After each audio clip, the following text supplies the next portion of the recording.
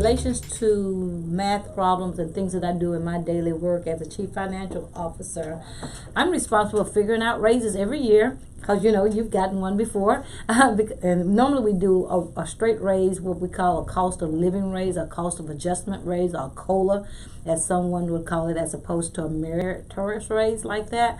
So cost of living is and when you look at a cost of living raise, you look at what adjustment a family is going to have in cost of living.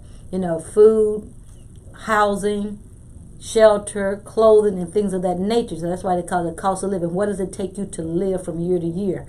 And as prices go up in the market, then you try to fix a raise so that people can adjust and not have to be without. So that's kind of like how it works, like food and everything like that.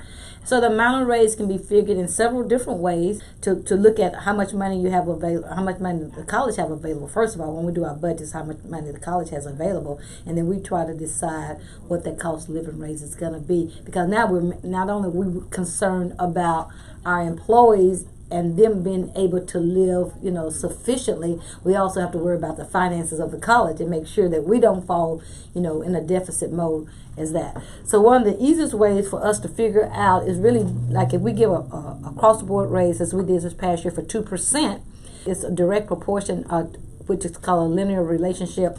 Can be modeled such as y equals 1/200 times x. So the y is the amount of the yearly salary that the employee would get, and X is the amount of their current salary. So we're actually multiplying their current salary times 1.02.